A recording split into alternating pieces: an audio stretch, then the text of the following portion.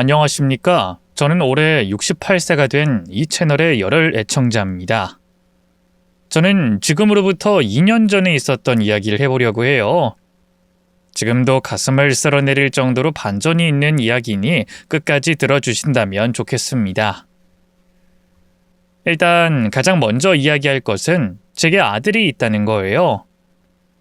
젊은 나이에 남편이 죽고 혼자 어렵게 살면서 겨우 키워낸 아이이기도 하죠. 보통은 이런 경우에 아들과 엄마의 사이는 더없이 끈끈할 테지만 저희는 그렇진 않았습니다. 아들이 저를 볼 때 그 눈빛은 그 어떤 날카로운 칼보다 아프게 저를 찔러댔죠. 그런 아들이 결혼을 한다고 했을 때도 인사를 온 게 아니라 일방적으로 통보를 했을 뿐이었어요. 제가 이것저것 물어보니 아들은 이렇게 말했습니다. 뭘 자꾸 물어봐. 뭐가 그렇게 궁금해? 더구나 엄마가 알아서 뭐 할 건데? 왜? 반대라도 해보게? 아니 뭐 할머니처럼 시집살이 제대로 시켜보겠다 뭐 이런 뜻이야? 그런 게 아니야 영서가. 그래도 집안의 대소사인데 엄마도 뭘 알아야 준비도 하고. 필요 없으니까 그냥 좀 가만히 있어. 그게 엄마가 날 돕는 일이라는 거 몰라? 엄마가 나서서 잘 된 일이 뭐가 있는데? 내가 엄마한테 많은 거 바라는 거야? 그냥 죽은 사람처럼 입 다물고 살라고. 없는 사람처럼. 그림자처럼 있으라고. 어디 가서 아빠 이야기 할 생각도 하지 말고 평범한 척, 멀쩡한 사람인 척 해달라는 게 그렇게 어려워? 알았어. 엄마도 네가 싫다면 안 해. 그럼 결혼 전에 며느리 얼굴이라도 보고 밥이라도. 그 정도는 다들 하는 거니까. 우리 벌써 몇 년이나 못 봤잖아, 응? 수화기 너머에서는 긴 한숨이 이어지더니 이내 아들이 입을 열었죠. 남들 다 하는 거 굳이 해야 속이 후련하겠어? 왜? 아예 나한테 아들 노릇도 하라고 하지 그래? 그나마 엄마랑 아빠 결혼이 어떻게 망가졌는지 이 두 눈으로도 보고도 결혼이라는 걸 할 생각을 했다는 거 그 자체만으로도 감사하다는 생각을 해야 정상이지. 그러니까 한 번만 더 며느리 어쩌고 하지도 마. 엄마한테 이상한 거 배울까봐 겁이 나니까. 알았어? 그래 알았다. 내가 그렇게 하마. 상견례 날짜 잡히면 통보할 테니 그날은 적당히 차려입고 와서 웃고나 있어. 그게 엄마가 유일하게 날 위해서 할 수 있는 일이니까. 20년 넘게 이런 일을 겪었지만 제게도 여전히 악몽 같은 일이긴 했죠. 긴 악몽에서 깨어나면 제 아들이 저를 안아주는 상상을 하곤 할 만큼 현실이라고 받아들이지 못했고요. 아마 저처럼 자식을 키우고 있는 분이라면 이런 상황 자체를 상상조차 하지 않았을 겁니다. 저 역시도 그랬죠.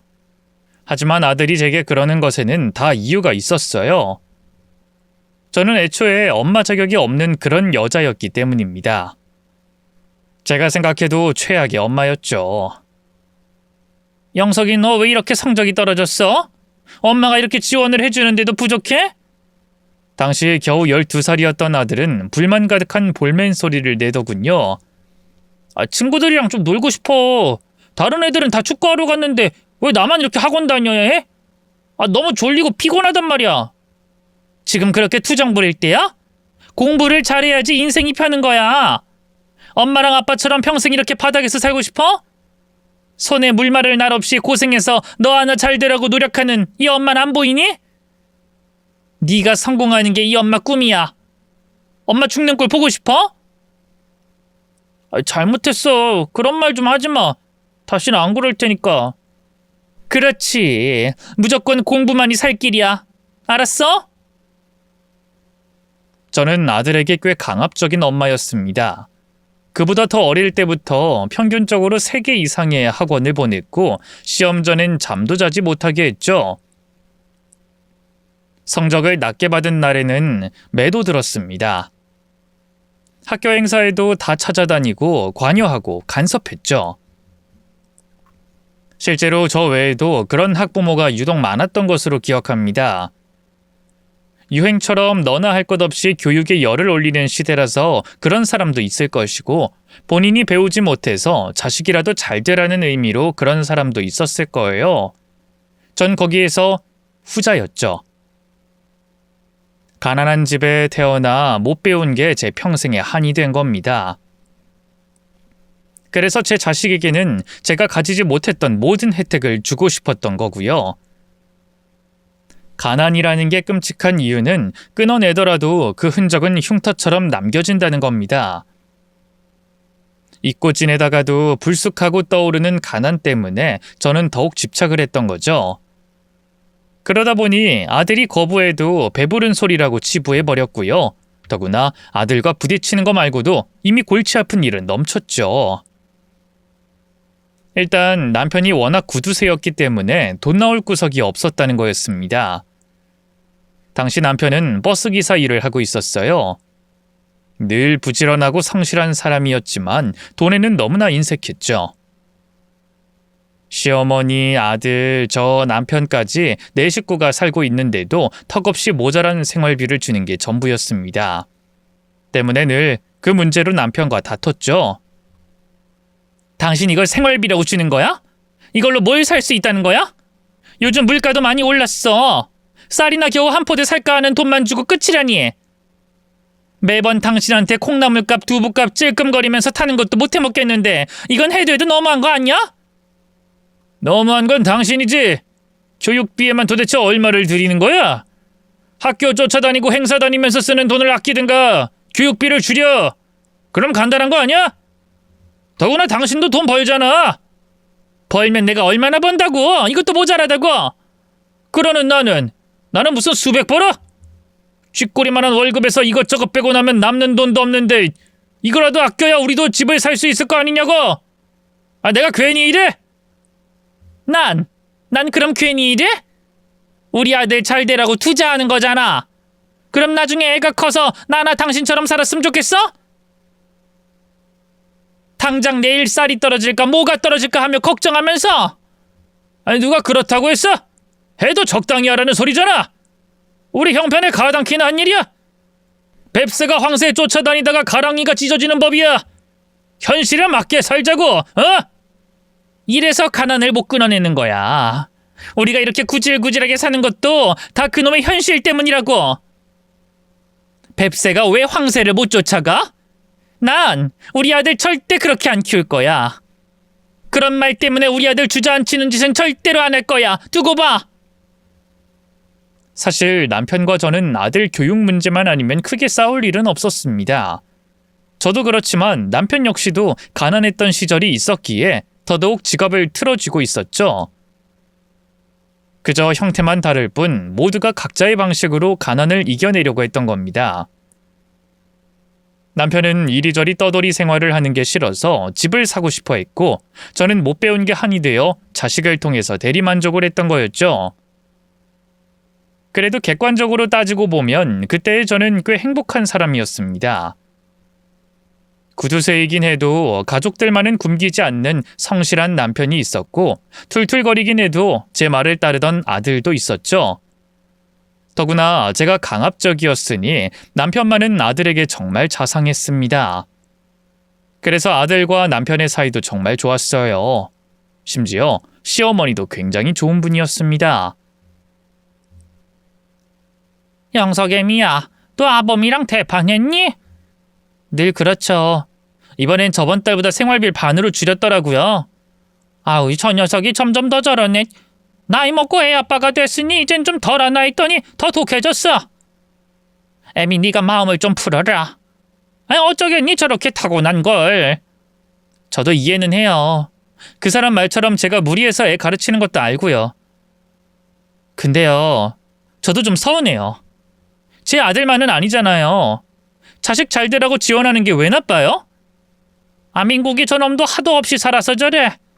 옷도 매번 물려다 입히고 신발도 안 맞아서 늘 뒤를 구겨 신고 다녔지.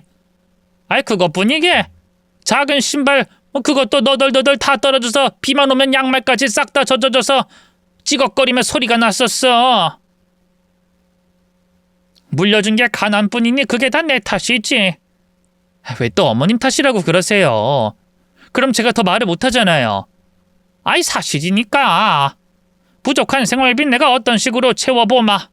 그러니 넌 애 학원 보내는 것만 신경 써. 혹여나 일 들릴 생각이랑 하지도 말고. 알았지? 너 몸도 생각해야지. 시어머니는 솔직히 저희 친정엄마보다 더 좋은 사람이었어요. 팔은 안으로 굽는 법이고 아들과 매번 다투는 며느리가 좋게 보일 리 없었을 텐데도 제게는 늘 따뜻하셨죠. 그리고 맛있는 게 있으면 남편보단 제 밥그릇에 먼저 올려주는 그런 분이었고요. 처음 시집와서 가장 기억에 나는 게 제 밥숟가락에 생선살을 발라 올려주셨던 거였습니다. 별거 아니라고 생각할지도 몰라도 제가 어릴 때도 저는 단 한 번도 그런 걸 받아본 적이 없었기 때문에 제게는 굉장히 특별한 기억이 됐죠. 때문에 제 결혼 생활은 정말로 나쁘진 않았습니다. 적어도 그 일이 있기 전까진 평범하다고 봐도 무방했죠. 우리가 달라지기 시작한 것은 저희 아들 영석이가 중학교에 입학했을 무렵이었습니다. 동네에 소문난 마당발인 친구가 하나 있었는데 제게 말해주더군요. 여기 우리 동네 입구에 들어오면 보이는 부동산 알지? 거기 사장님이 내 사촌 동생의 매형이라고 하더라고. 그래서 내가 쏠쏠한 정보 하나 들었는데 개발될 땅이 있다네? 왜? 아파트 들어선다고 그래? 햇빛이라도 가리면 어쩌지? 저는 뭣도 모르고 눈만 껌뻑거렸는데 그 친구가 제 어깨를 때리더니 비웃었어요. 너 진짜 이런 거 모르는구나? 하긴 뭐 나만 해도 당장 내일 쌀 떨어질 걱정도 하기 바쁜데. 그래도 이런 건 좋은 기회니까 알아둬야 해. 부자들이 왜 더 부자가 되고 가난한 사람들은 왜 가난을 못 벗어나는지 알아? 정보가 없어서야, 정보가. 무슨 정보? 땅? 땅 말하는 거야? 그래. 바보처럼 은행 이자 믿고 거기에 묵혀두면 안 된다는 거지. 돈이 김장도 아니고 하루가 다르게 물가는 올라가는데 은행을 언제까지 믿을 거야? 김치는 묵히면 맛이 있었겠지만 돈은 가치만 떨어진다. 이 뜻이야. 오늘 5만 원이 큰 돈이라고 1년 후에도 그럴까? 10년 후에도 그럴 것 같아? 절대로 아니거든. 에이, 그래도 그건 좀. 어머머, 두고 봐라. 나중 되면 10만 원 돈도 아닐 거고 100만 원도 우습게 느껴질 테니까. 현금이라는 게 딱 그 수준이야. 나라에서 올리면 끝나는 종이 조각이란 뜻이고. 근데 땅은 배신을 안 해. 한 번 사두면 오를 일밖에 없어. 가치가 계속 상승을 하는 거지. 그래서 뭐 나한테 땅 사라는 말하는 거야? 정확히는 투자를 해보자 이 말이야. 나도 친한 사람한테만 말을 하는 거야. 개발이 되면 그 땅값이 몇 배는 뛸 텐데 이런 정보 아무한테나 줄 것 같아? 저는 씁쓸하게 웃었습니다. 말은 고마운데 우리가 돈이 어딨어. 자기 말처럼 우리 형편 알잖아. 당장 쌀 떨어질 거 생각하는 것도 머리 아픈 주제. 무슨 돈. 자기 남편한테 있잖아. 그렇게 악착같이 돈 안 쓰는 양반이 그 정도 돈도 없을까? 한번 말이나 해봐. 말하는 게 돈 들어? 자기는 나 따라서 임장 한번 가보고 그때 결정해서 말을 하든가 말든가 하면 될 거 아니냐고. 그때 임장이라는 걸 처음 가게 됐는데 저 외에도 4명이나 더 함께 다녔습니다. 허름한 옷을 입은 저와는 달리 고급스러운 승용차에 화려한 옷을 입은 아주머니들이었죠. 제가 땅을 보는 눈이 없는데도 그곳은 참 좋더군요. 시원하게 뻥 뚫린 전경과 위치가 끝내주는 그런 곳이었습니다. 때문에 전 바로 그 사실을 남편에게 전했고 투자를 하자고 설득을 했죠. 평생 은행이 최고다 이런 생각을 했던 남편의 반응은 예상과 같았습니다. 이제 하다 투자? 투자라는 게 아무나 할 수 있는 건 줄 알아? 제발 헛바람 들어서 다니지 좀 마. 교육비에 그 많은 돈 쓰는 건 아들 때문이라고 치더라도 투자? 아이, 돈 넣고 돈 먹는다는 말이 괜히 있는 게 아니라니까. 돈이 있으면 그걸 은행에 박아두는 게 아니라 굴려야 된다잖아. 그래야 남들처럼 잘 살 수 있는 거고. 내가 임장 가보니 알겠어. 전부 다 부잣집 사모님들이더라. 고급 시기에 구두에 눈이 휙휙 돌아갈 정도로 대단한 분들이었어. 돈을 어떻게 버는지 어떻게 해야 잘 사는지 내가 내 눈으로 본 거나 다름없다고. 여보, 좀 적당히 좀 살자. 우리 이제야 제대로 숨 좀 쉬고 남한테 안 빌어먹고 살고 있어. 우리 초반에 결혼했을 때 그때 얼마나 힘들었는지 기억 안 나? 저는 남편의 말에 표정을 굳혔죠. 기억나지? 병원 갈 돈 없어서 아파도 참고 묽은 죽 같은 밥 먹었던 것도 기억해. 그래! 나 그래서 진짜 노력했고 당신도 마찬가지잖아. 우리 이렇게 사는 것도 노력해서 겨우 이룬 거잖아. 나중에 말하려고 했는데 실은 나 지금 우리가 살고 있는 이 집 살 거야. 이제 거의 다 모았어. 이 집, 이 땅까지 다 사서 이제 다신 집주인 눈치 안 보고 살 거라고. 그러고 나면 우리 생활은 앞으로 더 나아질 거야. 더는 이사 때문에 불안해할 필요도 없고. 뭐? 이 집? 아니 다른 집도 아니고 왜 이 집을 사는데? 남편은 그 말에 빙긋 웃더군요. 내 꿈이었으니까. 내가 고향은 부산인데 학교는 진주에서 나왔고 본 적은 거제도야. 그리고 여기까지 올라와 살면서 평생을 떠돌아다녔어. 어릴 때 부모님 따라. 그러다 집주인이 나가라면 나가고 직장을 옮기면 또 그리로 가고. 마치 민들레 홀씨처럼 바람 불면 이리저리 둥둥 떠다니기만 했던 거지. 그게 지겹고 싫더라고. 난 터줏대감이 되고 싶어. 내가 제일 부러웠던 게 한 동네에서 20년, 30년 살았다고 하는 분들이었고 이제 이 집이 그 발판이 될 거야. 저는 순간 짜증이 치밀었습니다. 왜 하필 이 집이야? 화장실도 밖에 있고 수도는 겨울에 매번 터져서 마당이 빙판이 되고 걸어 올라올 때마다 숨이 차서 헉헉거리는 이 집이 왜 발판이 되냐고. 당신은 욕심도 없어? 여보, 고작 터줏대감이 되겠다고 그 좋은 길을 포기하고 이 썩은 집을 사겠다고? 진짜 당신이란 사람 지겹다 지겨워. 그러니까 우리가 이 모양 이 꼴을 벗어나지 못하는 거야. 알아? 그때 남편이 너무나 한심해 보였어요. 자린고비처럼 10원 하나도 아까워서 벌벌 떨면서 모은 돈으로 고작 그 집을 사려는 게 끔찍했죠. 이전부터 집을 사고 싶다는 말을 해오긴 했었지만 적어도 지금 사는 곳보다는 더 나은 곳을 꿈꾼다고 기대했었습니다. 저를 속물이라고 생각해도 어쩔 수 없지만 저 역시 많은 걸 바라진 않았어요. 그저 조금만 마을과 가까운 곳에 살고 버스를 타려고 30분을 걸어가지 않아도 되는 그런 곳을 원했던 겁니다. 결국 그날 저는 이혼 소리까지 하며 남편과 싸웠고 뒤늦게 시어머니도 모든 걸 알게 됐죠.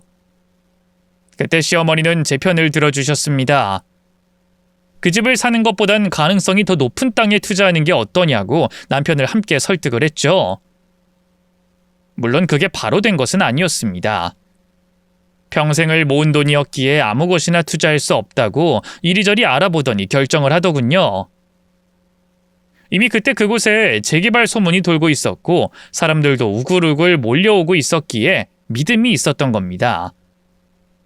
하지만 그 땅을 구입하고 딱 한 달 만에 알게 됐죠. 사기였다는 걸 말입니다. 경찰을 통해 알게 된 방법은 단순했어요. 사기에 가담한 것은 총 4명이었고 그 중에 제게 투자를 제의했던 친구도 포함돼 있었습니다. 적당한 땅을 사고 소문을 퍼뜨린 뒤에 자기들끼리 땅을 주고받으면서 가격을 부풀려 놓은 거였죠. 그렇게 몇 배로 뻥튀기 된 땅을 호구에게 넘겨주면 남은 이득을 그들끼리 나눠 가진 거였습니다. 남편은 가진 모든 돈을 잃었다는 충격에 쓰러지기까지 했어요. 일도 손에 잡히지 않는지 술을 입에 대기 시작했고 술에 취해서는 모든 게 제 탓이라며 원망도 했죠. 그때 저를 감싸준 것이 시어머니였습니다. 내 탓도 있어. 민국이 너도 이리저리 알아보고 한 거잖아. 너만 그랬겠니? 피해자가 수십이야. 그 사람들은 멍청해서 망했겠어? 애초에 사람 속여먹을 작정하고 사기를 친 건데 애미가 어떻게 알았겠어? 그깟 돈은 더 벌면 그만이야. 그러니까 원망하지도 말고 싸우지도 마.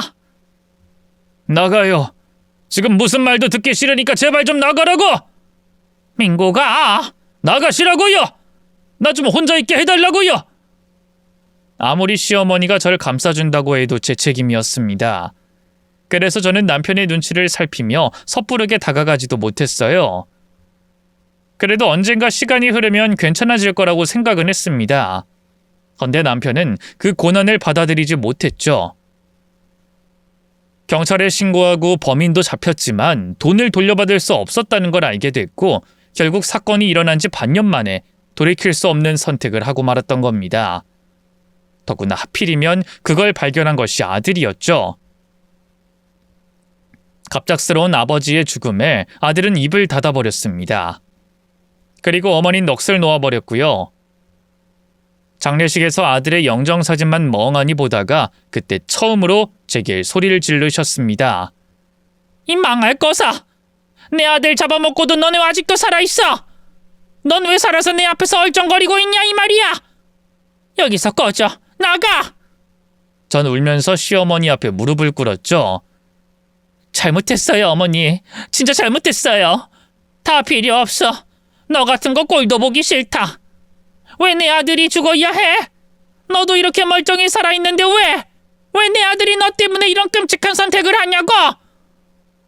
너만 아니었어도 내 아들 이렇게 허무하긴 안 죽었어. 어머님, 나쁜 년, 집안을 말아먹을 년, 내가 너 가만 안 둬. 내 손주 놓고 나가! 나가라고! 제게 막말하고 꼬집고 때렸지만 시어머니를 혼자 둘 수 없었어요. 사기를 당했을 때조차 제 편을 들어주시던 좋은 분이라는 걸 알기에 저를 아무리 밀어내도 옆에 있을 생각만 했던 겁니다. 하지만 말이 쉽지 매일이 지옥이나 다름없었죠. 밥상을 엎는 것은 기본이고 때때로 자고 있는 제 얼굴에 얼음물을 끼얹기도 했습니다. 넌 남편을 그렇게 보내고 눈이 감기니? 아주 두 다리 쫙 뻗고 자는 것만 봐도 난 너 끔찍하고 싫어. 난 내 아들 보내고 매일을 지옥처럼 사는데 넌 뭐야? 왜 너만 멀쩡해? 저도 슬퍼요. 저도 그 사람 너무 보고 싶고. 거짓말하지 마라. 일도 이전이랑 다르지 않게 나가고 영석이 학원도 그대로 보내고 아직까지도 내 아들이 싫다는 거 골라서 하는 이유가 뭐야? 왜? 뭐 이제 내가 죽는 꼴 보고 싶어서 그래? 왜? 나도 내 아들 따라서 연탄불 피워놓고 죽어야 속이 후련하겠니? 절대로 그런 거 아니에요. 저 어머님이랑 평생 살고 싶어요. 어머님, 제가 어머님 얼마나 좋아하는지 아시잖아요. 영석이 학원은 이미 보내고 있던 거라서. 독하다. 진짜 독하고 못됐다. 난 너 이렇게 욕심이 드글드글한 애인 줄 몰랐다. 애비 죽은 거 두 눈으로 직접 보고 신고까지 한 애한테 아직도 공부하라는 말을 하고 싶니? 너는 걔 상처는 안중에도 없고 오로지 너 욕심 채울 생각뿐인 거야. 다 너 때문에 이렇게 됐어. 모든 게 제 잘못이라는 생각은 저 역시도 하고 있었습니다. 제가 하는 짓도 옳지 않다는 것도 알았죠. 하지만 저 역시도 너무나 큰 충격에 빠진 상태였기에 뭔가를 더 하려고 했던 게 아니라 이전에 하던 걸 그대로 하고 있는 것뿐이었습니다. 일을 해서 몸을 놀리다 보면 그나마 좀 덜 아팠고 아들도 이전처럼 학원을 보낸 것도 그 이유 때문이었죠. 하지만 저도 그랬던 건 지금까지도 후회합니다. 왜냐면 아들은 그때부터 제게 더 차가워졌고 시어머니는 저를 쫓아내려고 더 모질게 구셨죠. 거기에 더해서 저희 집에서 사고가 일어났기에 집주인도 저희를 쫓아냈어요. 그러다 보니 대출을 받아 이사를 가게 됐고 그 대출을 갚으려고 또 일을 늘리며 가족들과 사이는 걷잡을 수 없을 정도로 멀어졌던 겁니다. 그러면서도 저는 바보처럼 나중엔 여유 생기면 다 오해가 풀릴 거다라고 속편한 생각만 했네요. 하지만 그런 기회는 주어지지 않았습니다. 이사가고 4년 후에 시어머니가 암에 걸리게 되면서 저는 이전처럼 저희 아들을 공부시킬 수도 없게 됐거든요. 그것도 하필 아들이 고등학생일 때였기에 원망은 고스란히 제게 돌아왔던 겁니다. 언제는 하라고 억지로 시키고 공부를 해야 성공한다 하더니 이제 와선 할머니 아프니까 공부는 그만해라? 진짜 웃긴다. 그만하라는 게 아니라 잠깐 학원을 못 보내는 거잖아. 엄마가 금방 다시. 금방 다시? 뭘 언제? 아빠 돌아가셨을 때도 악착같이 시키더니 내가 어떤 충격을 받았는지 관심도 없으면서 오로지 공부! 그런 말만 하는 게 부모라고 생각해? 내가 얼마나 슬펐는지 얼마나 힘들어하는지는 관심도 없었으면서? 아니, 엄마가 왜 관심이 없어? 엄마는 단지 엄마가 말하는 건 다 핑계야. 그냥 엄마는 엄마 자격지심에 나 공부시킨 거잖아. 자식 하나 잘 키워서 어떻게 노후를 편안하게 보낼 수 있을까 그런 생각뿐이겠지. 그러니 아빠도 그렇게 만든 거 아니야? 싫다는 사람한테 억지로 투자 강요하면서. 엄마가 그건 잘못했어. 하지만 엄마도 아무것도 모르고. 참 핑계가 쉽다. 어릴 때 엄만 내가 잘 못하면 한 대를 때렸지만 아예 몰랐다고 하면 두 대를 때렸어. 기억해? 잘 못한 건 고칠 수 있지만 모르는 건 생각이 없었던 거라고 더 혼을 냈다고. 근데 왜 엄마는 스스로한테 그렇게 관대해? 애초에 왜 부모라는 족속들은 어린 자식들한테 잘못하면 사과하는 법을 가르치면서 정작 본인들은 잘못했다, 미안하다는 말을 자식들에게 안 해? 그냥 어영부영 시간이 다 해결해 줄 거라는 그 썩어빠진 생각 때문 아니야? 참 편하게들 산다. 영식아, 나도 너한테 미안해. 미안하지? 당연히 잘못했다고 생각해. 하지만 지금은 할머니 생각을 먼저 해야 하는 거 아닐까? 할머니 많이 아프셔. 알잖아. 엄마 일도 더 늘렸어. 그러니까 아주 잠깐만 기다리면 다시 너 원하는 만큼 공부시킬 수 있어. 응? 제 말에 영식이는 픽 웃었습니다. 할머니가 아픈 게 누구 때문인데? 그리고 내가 지금 화가 난 건 학원을 못 가서가 아니야. 엄마의 행동이 얼마나 근본 없는 짓이었는지 지금이 그 이야기를 할 기회라고 생각했을 뿐이고. 그러니 제발 혼자서 할머니 걱정하는 척, 위하는 척 위선 떨지 마.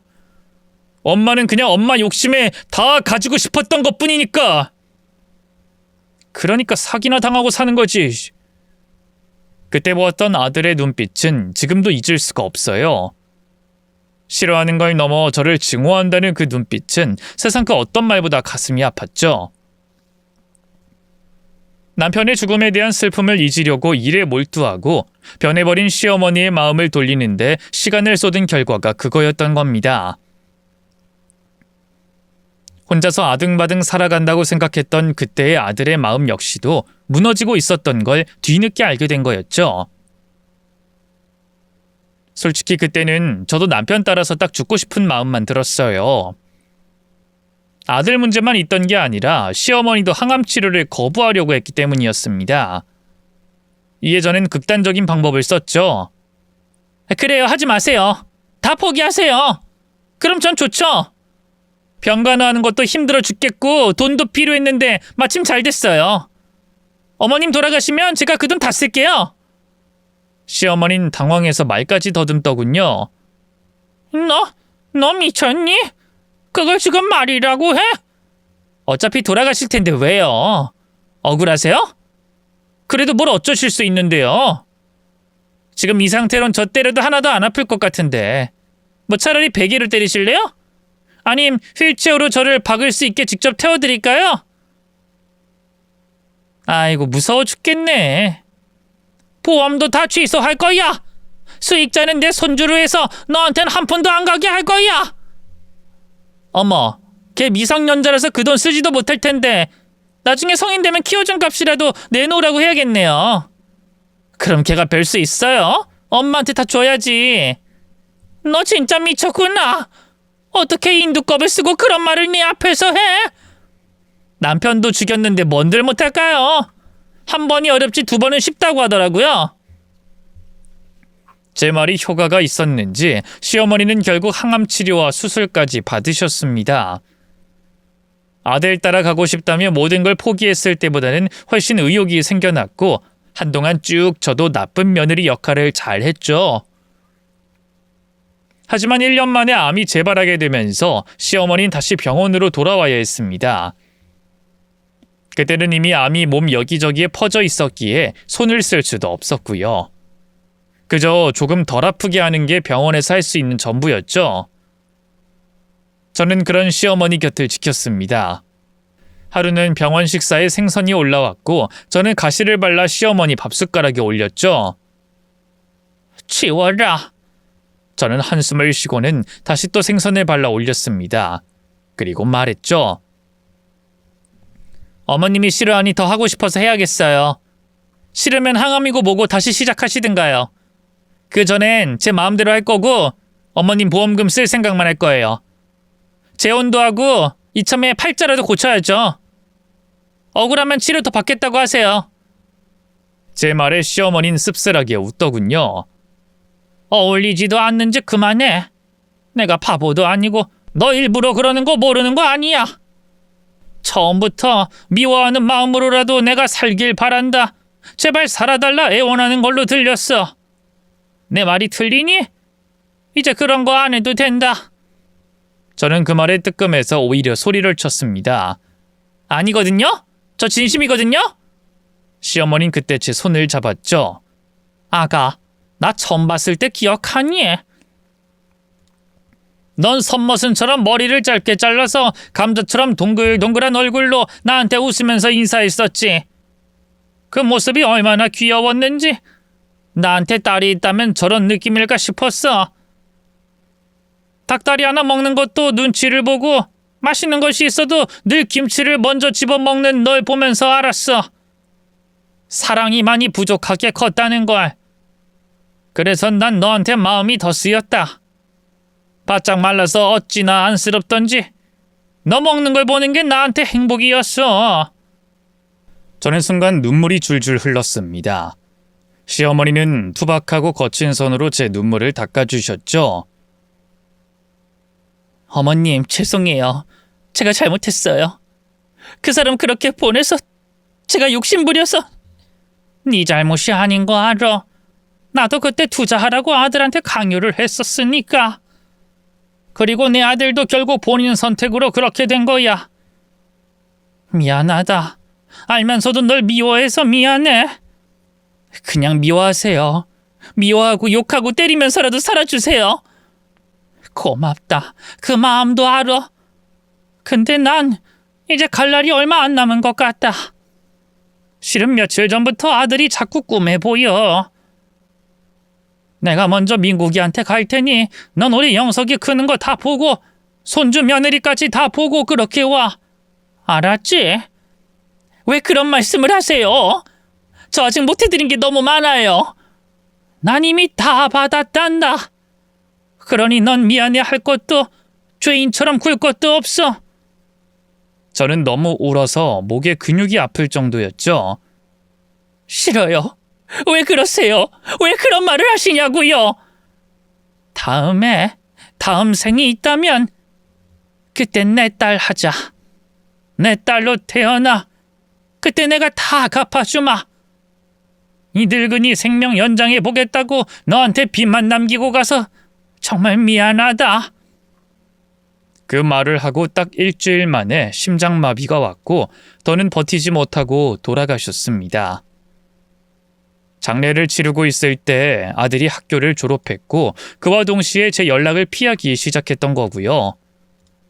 뭐든 해주겠다면서 아들을 몰아붙였던 저는 막상 가장 중요한 시기에 아무것도 할 수 없었던 겁니다.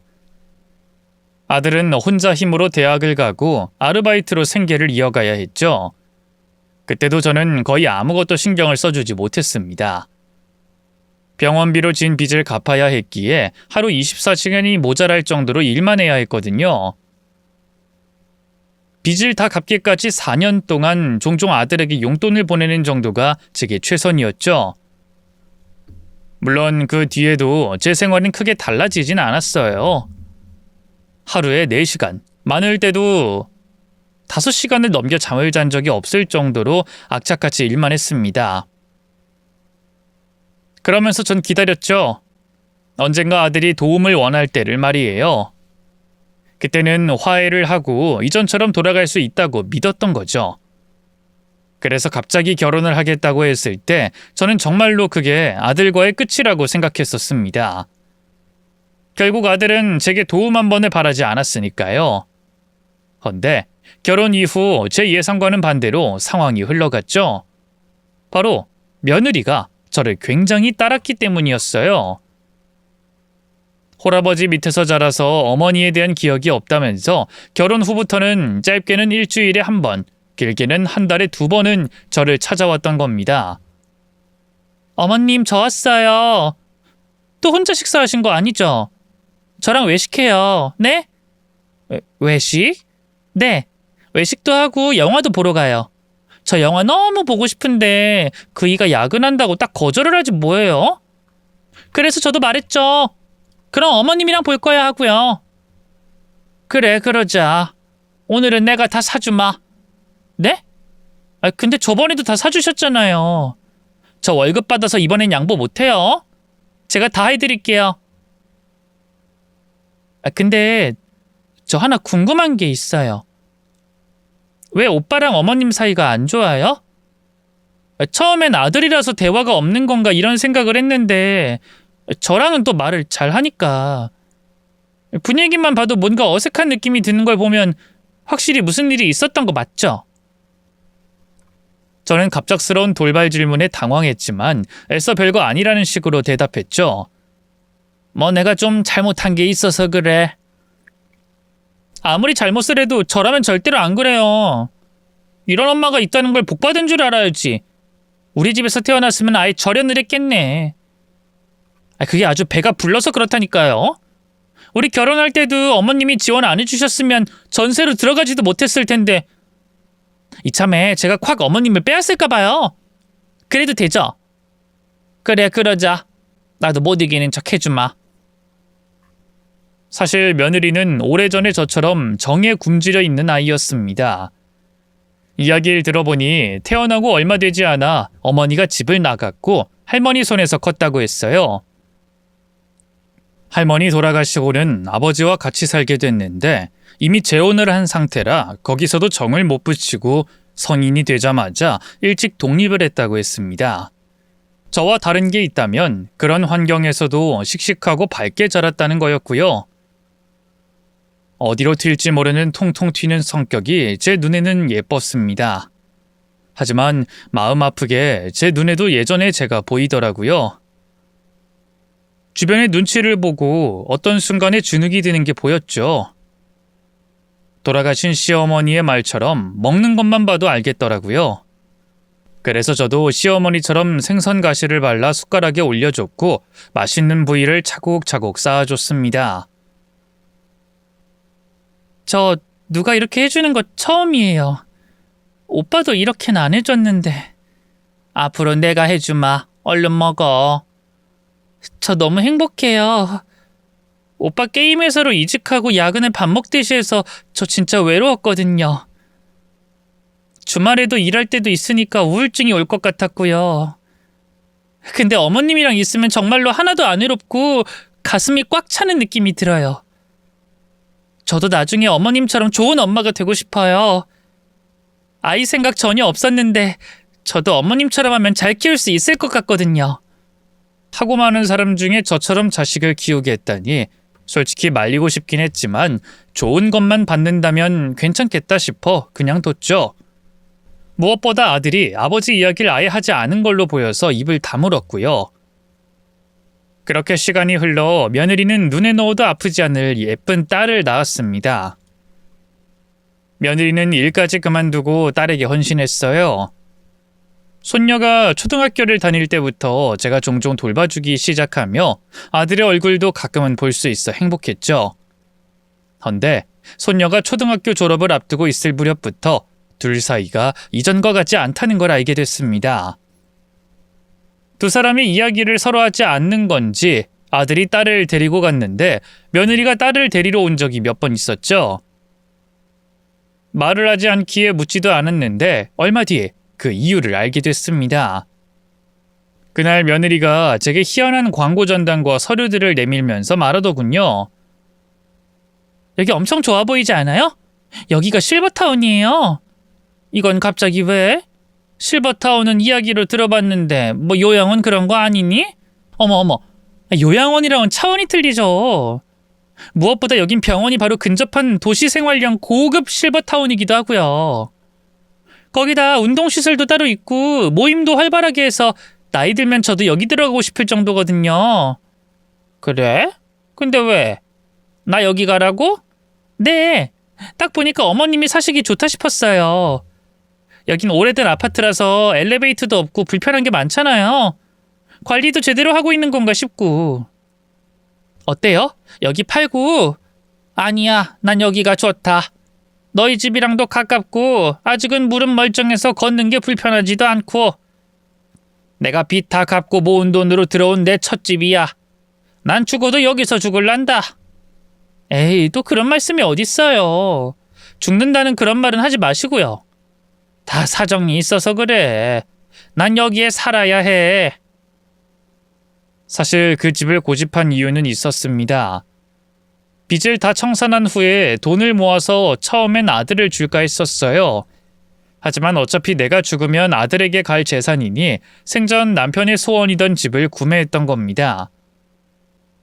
남편이 죽기 전에 구매하려던 그 집을 사려고 했지만 이미 싹 다 밀려서 포기했고 아들과 가까운 곳 중에 가장 저렴한 집을 골랐던 곳이 바로 이 집이었죠. 그렇게 낡은 이 집을 사고 가장 처음 한 것이 남편과 시어머니의 유골함을 가져오는 거였습니다. 며느리에게 자세히 말은 못했지만 제게 그 집을 지키는 가장 큰 이유였죠. 제가 단호하게 거절하자 힘없이 집을 나간 며느리가 신경 쓰여 따라 나갔는데 누군가와 통화를 하고 있더군요. 조금만 기다려주세요. 금방 융통이 된다고요. 아니 그거 당장 없어도 이런 식으로 나오시면 안 되는 거 아닌가요? 애초에 유학 보내는데 왜 부모 소득이랑 통장까지 확인을 하는지 모르겠네요. 직장 있고 보낼 돈만 있으면 되는 거지. 왜 통장에 잔금까지 확인을 해요? 남편도 알죠. 아니까 이러죠. 우리 둘 다 알아보고 있으니까 취소는 절대로 안 돼요. 처음 그 이야기를 들었을 때는 잘 이해를 못했는데 주변에 물어보니 그러더군요. 아이를 유학 보낼 때 필요한 것들이 있다고 했죠. 이를테면 소득증명서나 예금 잔고 증명서가 필요하다고 했습니다. 이는 유학 비용을 충당할 자금이 있는지 확인하는 절차라고 하더군요. 그리고 각 나라에 따라서 요구하는 조건도 다 달랐죠. 며느리가 그런 문제 때문에 제게 실버타운 이야기를 했다는 걸 알게 됐고 아들도 딸의 유학 자금을 마련하려고 이리저리 뛰어다닌다는 걸 아니 차마 외면할 수 없었습니다. 어차피 아들을 위해서 샀던 아파트니 가장 필요한 순간에 내어주는 게 옳다고 생각을 했죠. 그렇게 저는 모르는 척 실버타운에 관심이 생긴 척했습니다. 또한 아파트를 처분할 권한을 위임하고 가지고 있던 현금까지 싹 털어서 며느리에게 줬죠. 그리고 얼마 뒤에 실버타운으로 입주를 했고요. 생각보다 조용하고 시설도 깔끔하긴 했지만 관리비를 빼고도 월세만 80이 넘는 부담스러운 곳이었습니다. 무엇보다 제 집이 아니라는 생각이 드니 불안함도 엄습했고 아들 내외와 너무 떨어져 있어서 무료하기도 했죠. 그래서 저는 근처에 공공근로를 신청해서 소일거리 삼아 일을 하기 시작했네요. 그렇게 3달 정도 지났을 때였습니다. 며느리가 좋아하는 장아찌를 보내주려고 유리병을 소독하고 있는데 전화가 울리더군요. 아들이었습니다. 늘 전화를 거는 건 저였기에 너무나 놀라서 황급히 받았죠. 아들, 어쩐 일이야? 전화를 다 왔고. 혹시 무슨 일 있어? 엄마, 일단 놀라지 말고 들어. 빨리 거기서 도망쳐야 돼. 귀금속이나 뭐 그런 거 챙겨서 얼른 나가, 얼른! 돈도 있으면 챙기고, 당장! 아들이 소리를 지르는데 순간 세워뒀던 유리병이 쩍 하고 금이 갔습니다. 너무나 놀란 마음에 맨발로 그곳을 뛰어나왔어요. 헌데 복도를 돌자마자 덩치가 큰 남자들과 부딪혔죠. 그 사람들은 처음엔 놀라더니 제 얼굴을 확인하고 웃더군요. 어딜 도망치는 거야? 우리 돈 갖고 가야지. 소식 듣고 튀는 거지?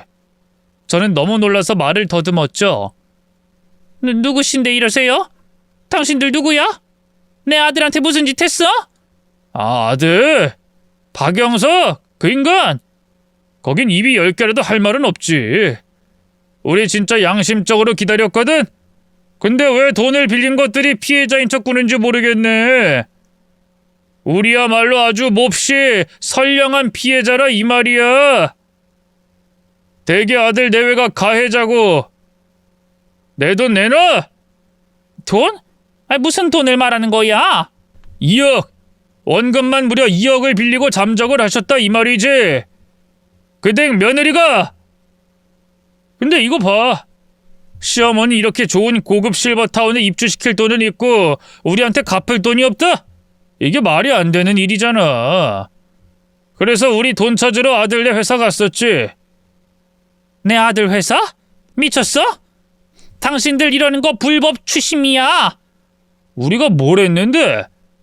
요즘은 우리도 딱딱 정해진 시간에 문자로 보내고 전화하고 그랬어. 우린 법적으로도 아무 문제가 없다고. 지금도 봐. 이렇게 정중하게 이야기 잘하고 있잖아. 그러니까 우리 성재 그만 건드리고 이만 돈 좀 상환하시지. 저도 어이가 없었습니다. 당시 저희 아파트 시세를 생각해도 그걸 팔았다면 충분히 돈이 나왔을 테고 변제를 할 수 있었을 거예요. 넉넉하진 않겠지만 사채를 쓸 정도가 아니었죠.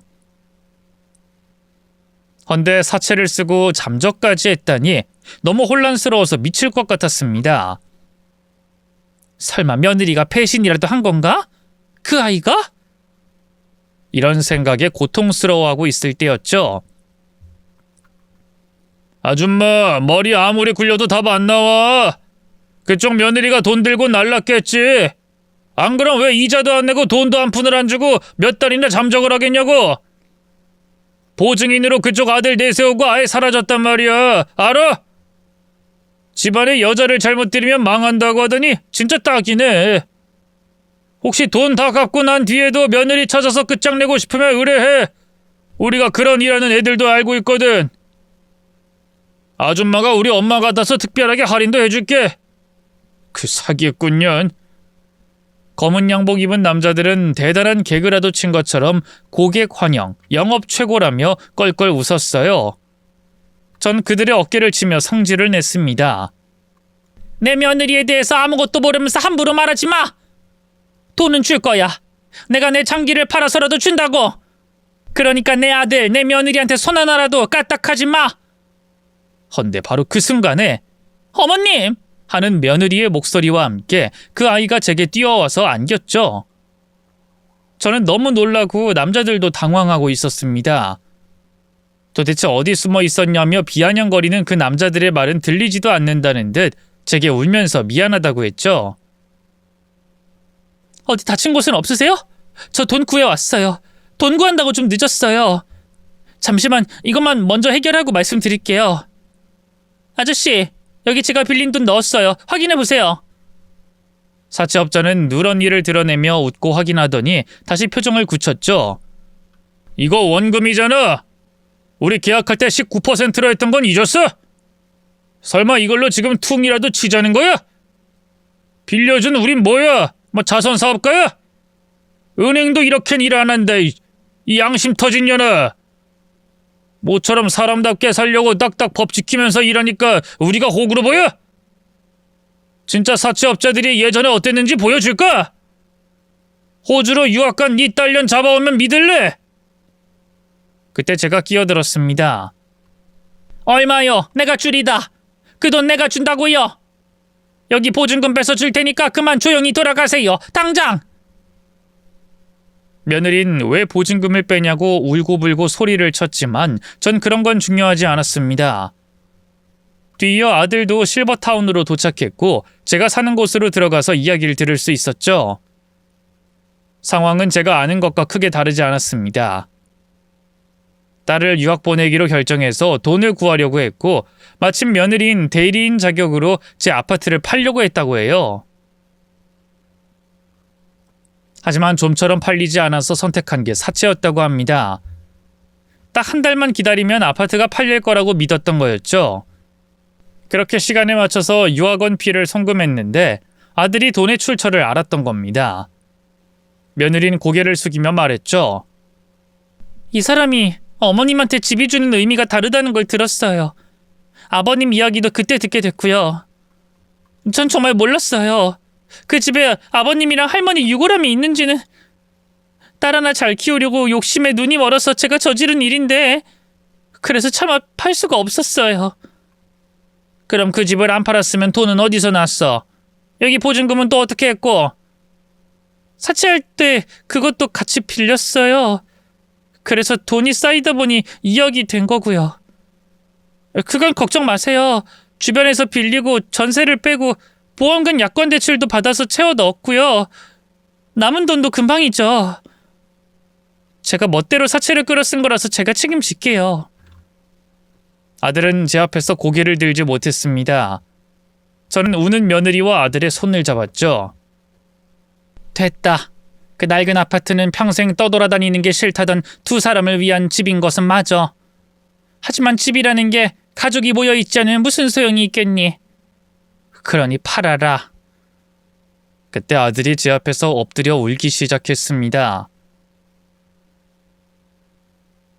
미안해, 엄마. 엄마 진짜 미안해. 내가 아빠가 되어보니 이제 알겠어. 어릴 땐 이해 못했던 그런 일들을.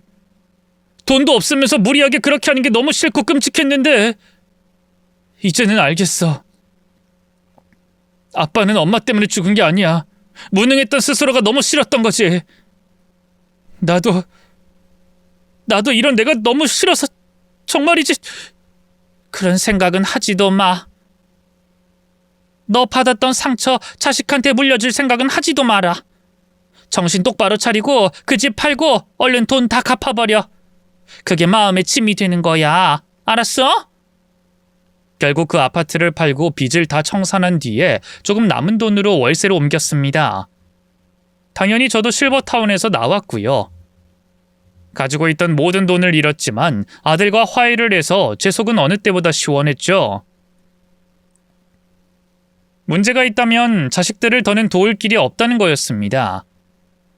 손주는 그 어린 나이에 유학을 가 있는 상태였고 아들 내외는 그 막대한 비용을 감수해야 했으니까요. 헌데 그때 기적이 일어났습니다. 바로 사기당해서 가지고 있던 그 땅이 거의 40년 만에 진짜 재개발을 한다는 거였죠. 심지어 그곳에는 신도시가 자리 잡는다고 했고요. 아들은 몇 번이나 그걸 확인하고 또 확인했습니다. 그리고는 울면서 말했죠. 진짜였어. 지금 가치로도 5배는 넘는데 그럼 엄마가 샀던 그 당시랑 비교하면 더 많이 올랐을 거고 못해도 10배, 아니 15배는 넘을 거야. 팔리지도 않던 그 땅이 그렇게나 올랐다니 우리 재벌 되는 거야? 그 정도는 아니지만 이제 고생은 안 해도 될 거야. 원래 가치는 얼마 하지도 않는 땅이었는데 사기를 당하면서 몇 배는 더 주고 그 땅을 구입했었습니다. 그리고 오랜 시간이 흐르면서 사기꾼의 말처럼 돈의 가치는 떨어졌고 땅값은 치솟은 거였죠. 거기에 더해 신도시 계획이 발표되면서 자그마치 23억이란 큰 돈이 된 거였어요. 그간 세금만 야금야금 뜯어가던 쓸모없던 그 땅이 기적을 일으켰던 겁니다. 솔직히 말하면 전 기쁘기도 하지만 한편으로는 너무나 허무한 느낌이 들었어요. 아마도 그 사실을 알게 되면 진짜 기뻐할 두 사람이 이 세상에 없기 때문이겠죠. 더 기다렸다가 가격이 오르면 팔아도 되겠지만 저흰 그 땅을 바로 팔아버렸습니다. 당장 월세를 전전하고 있으니 기다리고 조율하고 하는 거 못하겠더라고요. 그리고 우린 그 돈으로 가장 먼저 땅을 사고 단독주택 공사를 시작했습니다. 남편이 생전에 사고 싶다던 그 집이 있던 자리였죠. 그게 벌써 1년 전이에요. 현재는 입주를 코앞에 두고 있죠. 앞으로 저와 아들 내외, 그리고 유학을 갔다가 손녀가 돌아오면 평생 함께 살게 될 내 집이 생긴 겁니다. 하늘에서 보고 있을 남편, 그리고 시어머니가 보고 계신다면 무척 좋아하시겠죠? 드디어 터줏대감이 되었다며 행복해할 남편을 떠올리니 눈물이 납니다. 후회하고 힘들어해도 결국 돌이킬 순 없겠지만 앞으로 남은 인생이라도 자식이 진짜 원하는 걸 들어주는 그런 엄마로 살아보려고 해요. 여보, 그리고 어머님, 너무 보고 싶습니다. 그리고 너무너무 사랑한다고 말하고 싶네요. 끝으로 제 이야기를 들어주신 이 채널의 구독자분들의 가정도 늘 평안함과 행복만이 가득하길 바랍니다. 감사합니다.